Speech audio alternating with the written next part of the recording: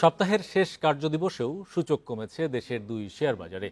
এ সময় ঢাকা স্টক এক্সচেঞ্জের প্রধান সূচক ডিএসইএক্স কমেছে 18.95 পয়েন্ট।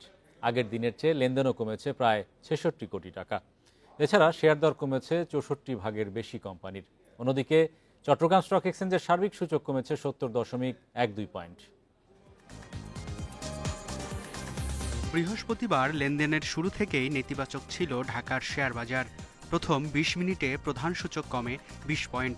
তবে লেনদেনের শেষের দিকে সূচকের কিছুটা উত্থান দেখা গেলেও দিন শেষে ডিএসইএক্স সূচক 18.95 পয়েন্ট কমে অবস্থান করছে ৪,৯৬৭ পয়েন্টে।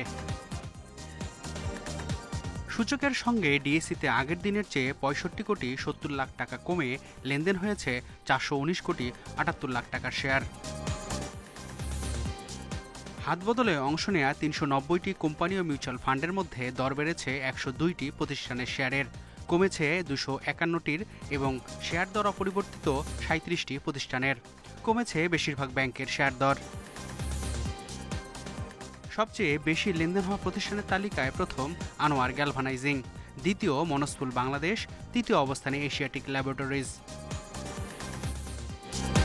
শতাংশের দিক থেকে দরবৃদ্ধির তালিকায় প্রথম সেন্ট্রাল ফার্মাসিউটিক্যালস, সিমটেক্স ইন্ডাস্ট্রিজ দ্বিতীয়, তৃতীয় শাহজিবাজার পাওয়ার।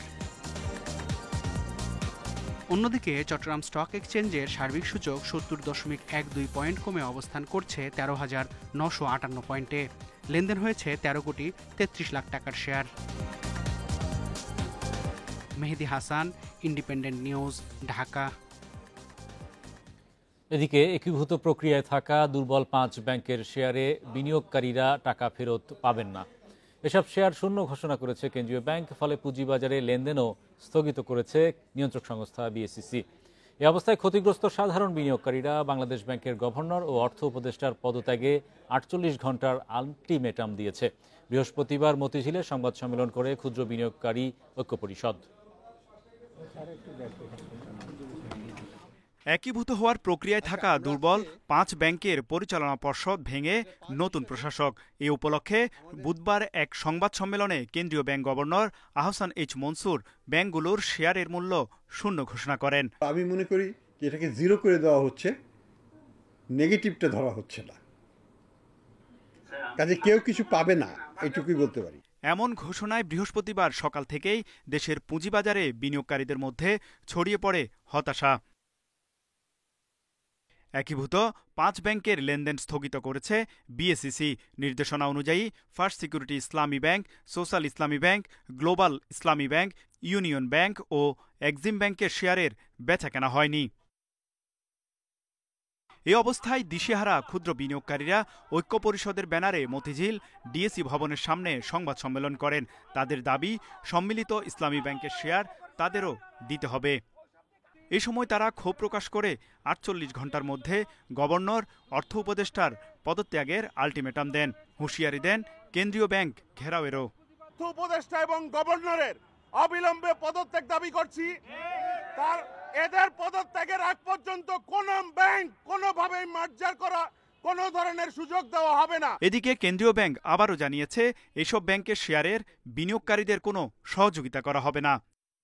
এই ব্যাংকগুলোর থেকে ঋণ বিনিয়োগ হচ্ছে না, শুধু লুট হচ্ছে। তারপরেও কিন্তু তারা ওই ব্যাংকের শেয়ার কিনেছে, অতএব তারা ঝুঁকি নিয়েছে। সেই ঝুঁকির আসলে খেসারত তাদেরকে এখন দিতে হচ্ছে। শেয়ারগুলোকে শূন্য ঘোষিত হলো, তার মানে শূন্য ঘোষিত হওয়ার পর তার লেনদেনের ইস্যুটা আর আসে না। তবে এসব ব্যাংকে যারা লুটপাট করেছে তাদের শাস্তির আওতায় আনা হবে বলে জানিয়েছে কেন্দ্রীয় ব্যাংক। তৌহিদ রানা, ইন্ডিপেন্ডেন্ট নিউজ, ঢাকা। এ বিষয়ে বিস্তারিত আলোচনা আমাদের সঙ্গে যুক্ত হচ্ছেন পুঁজিবাজার বিশ্লেষক মোহাম্মদ আলামিন।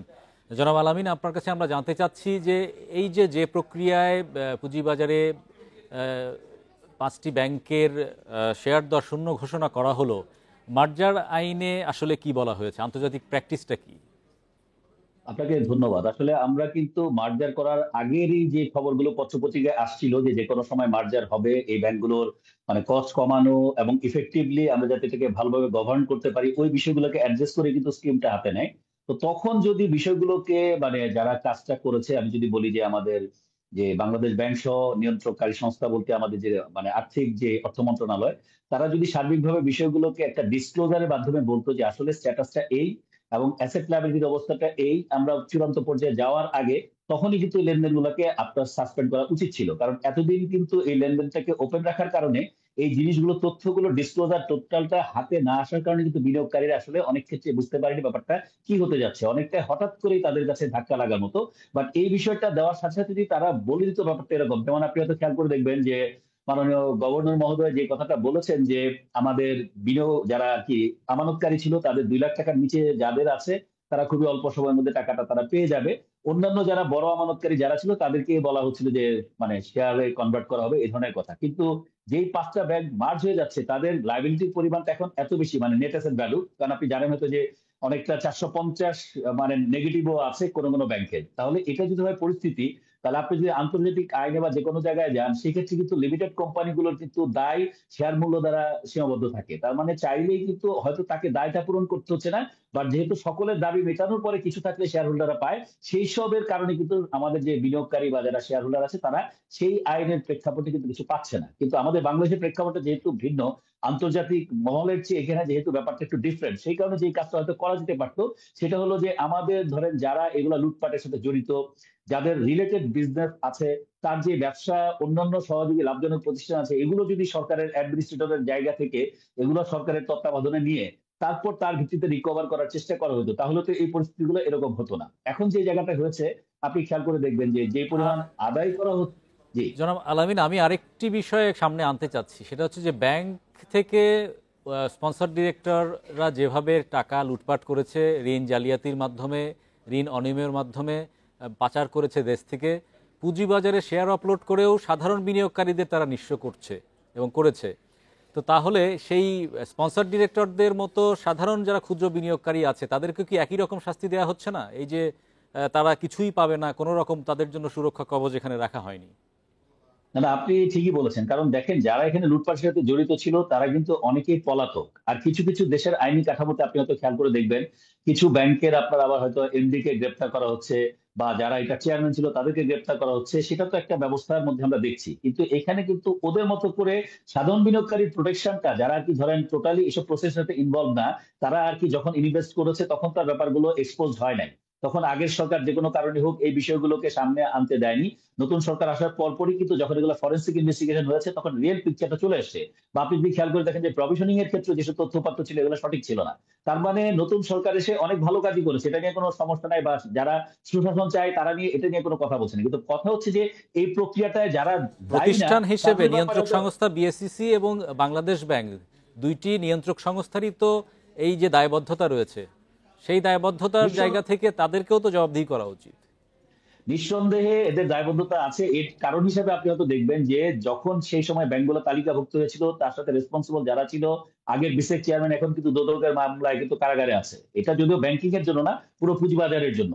তাহলে আপনি ধরেন এরা এসে যদি এমন কিছু এদের মধ্যে দেখা যায় যে তারা এই ধরনের কিছু করেছে, কিন্তু আনফরচুনেট পার্টটা কি, আমাদের অনেকের ধারণা যে আগের তখন সালমান এফ রহমান নাই অথবা আগের সরকারের কেউ নাই, এটা এখন কেন হচ্ছে। কিন্তু ওই যে ঘটনাটা ঘটেছে তারই কিন্তু ইম্প্যাক্ট জের বহন করতে হচ্ছে। কারণ আপনি নতুন করে তো, এটা যেহেতু একটা বিশ্বাসের জায়গা আর ব্যাংকগুলো যেহেতু ব্যাংক রানের দিকে চলে গেছে, নতুন করে কিন্তু কেউ এখানে ডিপোজিট নিয়ে যায়নি, বরঞ্চ আগের যে পুরোনো ডিপোজিট গুলো ছিল সেগুলো দেশের বাইরে পাচার হয়ে যাওয়ার কারণে কিন্তু এটা রিকভার সিস্টেমটা এত সহজ হবে না। তাহলে আপনি যদি টাকাগুলোকে রিকভার করে আনতে না পারেন তাহলে আপনি ক্ষতিপূরণটা কোথেকে দিবেন? কারণ আপনি যদি ন্যাবের বেসিসেও যান, ন্যাব হচ্ছে এখন নেগেটিভ। তো আলটিমেটলি সবকিছু মিলে দেশের সাধারণ বিনিয়োগকারী স্বার্থ চিন্তা করে যদি বিশেষ ব্যবস্থাপনায় কোনো কিছু যদি করতে পারে সেটা কিন্তু আইনগত তারা বাধ্য না।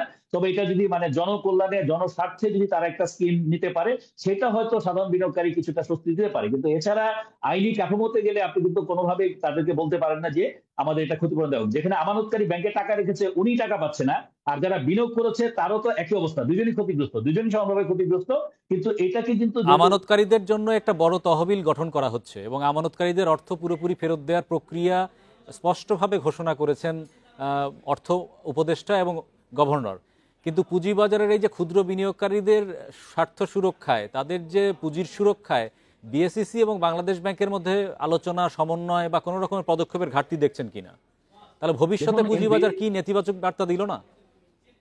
এখন আপনি খেয়াল করে দেখবেন যে বাংলাদেশ সিকিউরিটি এক্সচেঞ্জ কমিশনের পক্ষ থেকে কিন্তু একটা অ্যাপিল দেওয়া হয়েছিল, আপনার পত্রপত্রিকায় যেটা দেখেছি, কিন্তু ব্যাংকিং আইন সেটা কভার করে না বলে কিন্তু এটার ব্যবস্থা নেওয়া হয়নি। তবে নিঃসন্দেহে এটা পুঁজিবাজারের জন্য অনেক নেতিবাচক হয়েছে। পুঁজিবাজার এমনি আমাদের যে অবস্থায় আছে তার উপর এই ধরনের ব্যবস্থা যদি হয়, মানুষ পুঁজিবাজারের প্রতি মুখ ফিরিয়ে নিবে, এবং এটার দায় কিন্তু আসলে নিয়ন্ত্রক সংস্থা সহ আমাদের যারা রেগুলেটর আছে সবাইকে এই বিষয়টাকে একসাথে নিতে হবে। কারণ বাজারটাকে আপনাকে ভাইব্রেন্ট করতে হলে, আস্থার জায়গা তৈরি করতে হলে প্রত্যেকের জায়গা থেকে এটাকে সুরক্ষা দেওয়ার চেষ্টা করতে হবে, না হলে বিনিয়োগকারী এখানে আসবে না।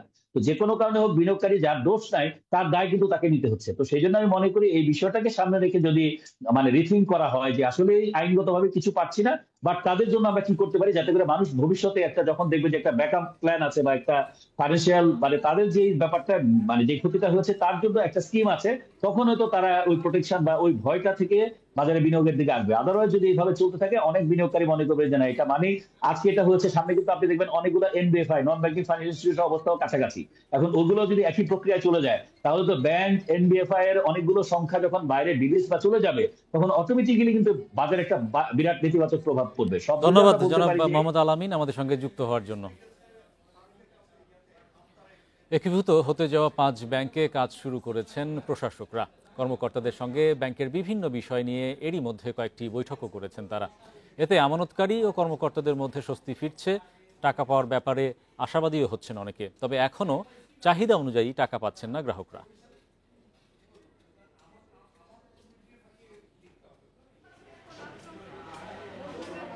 একীভূত হতে যাওয়া 5 ব্যাংকের পর্ষদ ভেঙে দেওয়ার কথা বুধবার জানায় কেন্দ্রীয় ব্যাংক।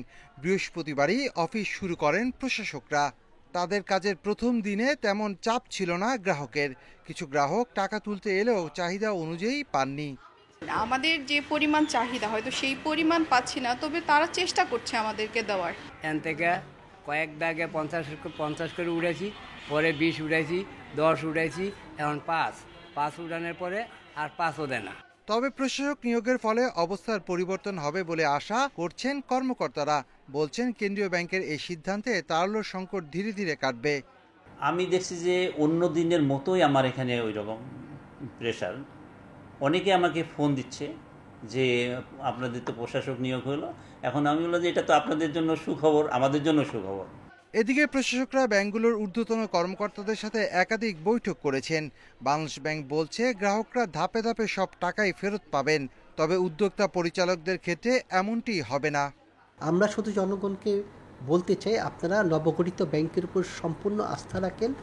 নতুন যে ম্যানেজমেন্ট, অস্থায়ী ম্যানেজমেন্ট সৃষ্টি হলো, তাদের উপরও আস্থা রাখেন। তাদের কাছে আপনাদের অর্থ সম্পূর্ণ সুরক্ষিত থাকবে। নতুন প্রশাসকের প্রতি আস্থা রাখতে গ্রাহকদের অনুরোধ করেছে Bangladesh bank. Shafil Alam Sujon, independent news, Dhaka. সম্ভাবনা থাকা সত্ত্বেও গতি পাচ্ছে না দেশের ডেনিম শিল্প। উদ্যোক্তারা বলছেন যুক্তরাষ্ট্রের নতুন শুল্ক নীতি ও দেশের রাজনৈতিক পরিস্থিতি চ্যালেঞ্জ তৈরি করেছে এ খাতে। সংকট সমাধানে সমন্বিত উদ্যোগ নেয়ার জোর তাগিদ দিয়েছেন ব্যবসায়ীরা।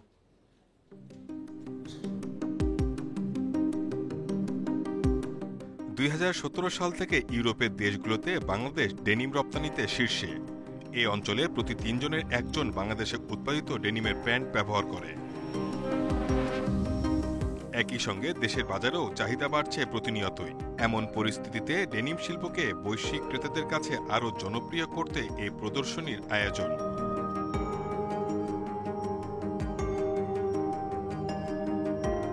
উদ্যোক্তারা বলছেন দেশের ডেনিম শিল্প মানসম্মত পণ্যের জন্য আন্তর্জাতিক ব্র্যান্ড ও ভোক্তাদের কাছে সুপরিচিত। এই খাতে বিনিয়োগ 25,000 কোটি টাকারও বেশি, কিন্তু বর্তমানে বৈশ্বিক সংকট ও দেশের রাজনৈতিক পরিস্থিতির কারণে কঠিন সময় পার করতে হচ্ছে, ফলে ক্রেতাদের ক্রয়াদেশ কমে গেছে। গ্লোবালি যে আপনার ট্যারিফের যে ব্যাপারটা, ইউএসএ যে ট্রাম্প অ্যাডমিনিস্ট্রেশন আসার পরে স্যাংশন, অ্যান্টি স্যাংশন বিভিন্ন, এই ক্ষেত্রে একটা গ্লোবালি একটা সবকিছু রিসাফল হচ্ছে। দেশে ডেনিম শিল্পে ব্যবহৃত রং ও রাসায়নিক সহ নানা উপাদানের কারখানা তৈরি হয়েছে, এতে আমদানি খরচ কমছে। সম্ভাবনাকে কাজে লাগাতে রাজনৈতিক স্থিতিশীলতায় জোর দেন ব্যবসায়ীরা। এই সেক্টরের নিরাপত্তার সাথে সাথে আপনি ব্যাংকিং সেক্টরকে নিরাপত্তা দিচ্ছেন, আপনি ইন্স্যুরেন্স সেক্টরকে নিরাপত্তা দিচ্ছেন, আপনি ট্রান্সপোর্ট সেক্টরকে নিরাপত্তা দিচ্ছেন, আপনি কর্মসংস্থানকে নিরাপত্তা দিচ্ছেন। Specially for political issue, specially for আমি বলবো যে ওয়ার্কারদের যে ইস্যুটা আসছে, এগুলোর জন্য আমাদের গভর্নমেন্টের সাথে সাথে আমাদের অ্যাসোসিয়েশনগুলো যারা আছে, যারা জড়িত, তাদের এগিয়ে আসতে হবে। এবছর ডেনিম প্রদর্শনীতে 10টি দেশ থেকে 45টির বেশি প্রতিষ্ঠান অংশ নিয়েছে। Shahid Ahmed, independent news, Dhaka. এদিকে দেশের পোশাক শিল্প মালিকদের সংগঠন বিজিএমইএ এর সঙ্গে বৈঠক করেছে আন্তর্জাতিক মুদ্রা তহবিল IMF এর একটি প্রতিনিধি দল। বৈঠকে পোশাক খাতের বর্তমান অবস্থা ও ভবিষ্যৎ ঝুঁকি জানার চেষ্টা করেছে IMF। বিজিএমইএ এর এক সংবাদ বিজ্ঞপ্তিতে এমন তথ্য জানানো হয়। এতে বলা হয়, উভয় পক্ষের আলোচনায় পোশাক রপ্তানিতে সম্ভাব্য মার্কিন শুল্ক ও এলডিসি থেকে উত্তরণের প্রভাব, শিল্পের টেকসই প্রবৃদ্ধি এবং পণ্য বৈচিত্র্যকরণের বিষয়গুলো গুরুত্ব পায়। সেই সঙ্গে বৈশ্বিক অর্থনৈতিক পরিস্থিতির সম্ভাব্য প্রভাব, ব্যবসায়ীদের পরিচালনায় ব্যয় কমানো ও ব্যবসা সহজীকরণের জন্য করণীয় বিষয়েও আলোচনা হয়। এছাড়া IMF এর প্রতিনিধিদের কাছে জাতীয় অর্থনীতিতে তৈরি পোশাক শিল্পের অবদান সহ শিল্পের বিভিন্ন দিক তুলে ধরেন বিজিএমইএ নেতারা।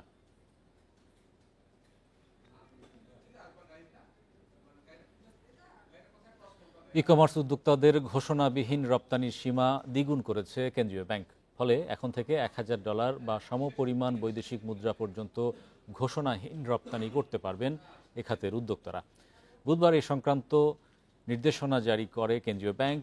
এছাড়া এখন থেকে ঘোষণাবিহীন রপ্তানির আয় অনুমোদিত মোবাইল ফাইন্যান্সিয়াল সার্ভিস এবং পেমেন্ট সার্ভিস প্রোভাইডারের মাধ্যমেও দেশে আনা যাবে। অর্থাৎ রপ্তানিকারকরা সরাসরি তাদের ডিজিটাল ওয়ালেট বা অ্যাকাউন্টে রপ্তানি আয়ের অর্থ উত্তোলন করতে পারবেন। এর আগে শুধু তথ্য প্রযুক্তি সেবা রপ্তানির অর্থই এভাবে আনার অনুমতি ছিল। নতুন নির্দেশনার ফলে স্বল্প মূল্যের পণ্য রপ্তানি আয়ও এখন একইভাবে দেশে আনার সুযোগ তৈরি হলো।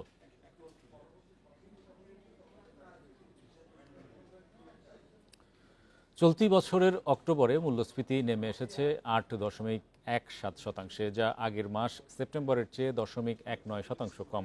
তবে বেড়েছে খাদ্য বহির্ভূত মূল্যস্ফীতি।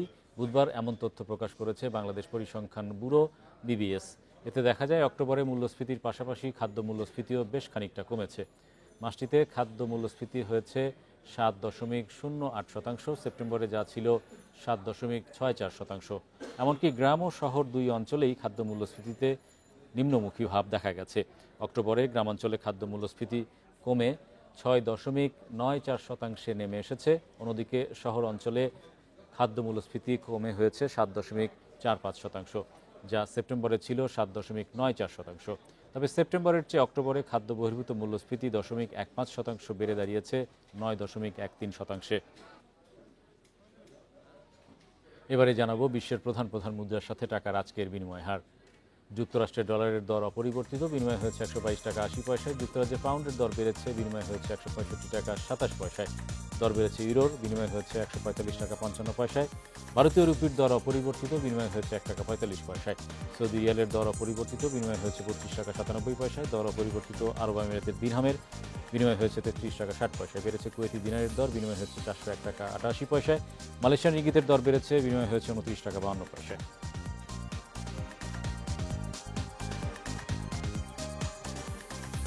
এই ছিল আজকের অর্থনীতি সারাদিনে। আমন্ত্রণ আমাদের পরের আয়োজনে।